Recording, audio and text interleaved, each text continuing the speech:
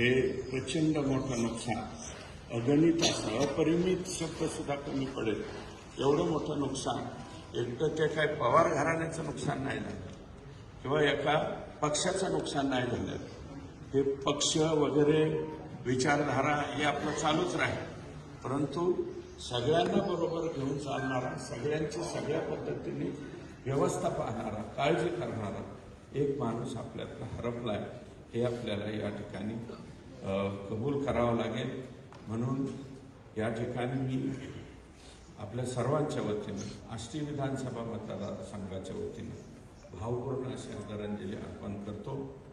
धोंडे साहेब म्हणाले त्याप्रमाणे देवाला विनंती करतो की हे देवा, आमच्या दादाला निश्चितपणे चांगल्या ठिकाणी जागा द्यावी.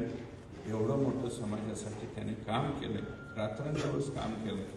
तर जरी पवार साहेबांचं पुतण्या म्हणून पुढं आले, परंतु नंतर मात्र स्वतःचं ताकद निर्माण करण्याचे सुद्धा काम अजितदादांनी केले.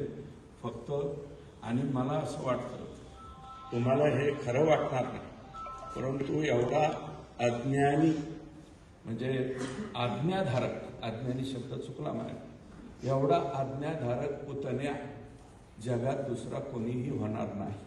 तुम्हाला ह्याचं कोडं पडेल, परंतु मला स्वतःला माहिती आहे, 2 वेळा त्याच्यापूर्वी राज्याचं मुख्यमंत्रीपद भेटत असताना सुद्धा फक्त साहेब म्हणले नको म्हणून बाजूला सरकलेला पुतण्या हा आहे. हे नम्रपणे आपल्याला या ठिकाणी सांगतो.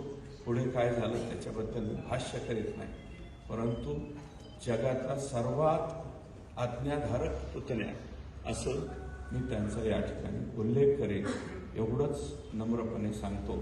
आणि आमच्या दादाने योग्य त्या ठिकाणी ईश्वरानं जागा द्यावी एवढीच विनम्र प्रार्थना करतो. आणि आपल्या सर्वांच्या भावना त्या आहे.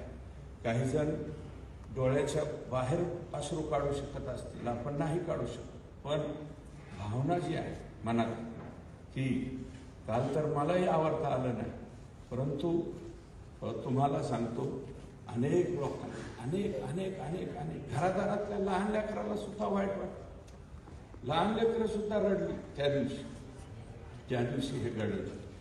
त्याचं कारण का असं काही गेल्याच्या अंतर्गत दादांना योग्य त्या ठिकाणी जागा ईश्वराने द्यावी एवढीच विनम्र प्रार्थना करतो.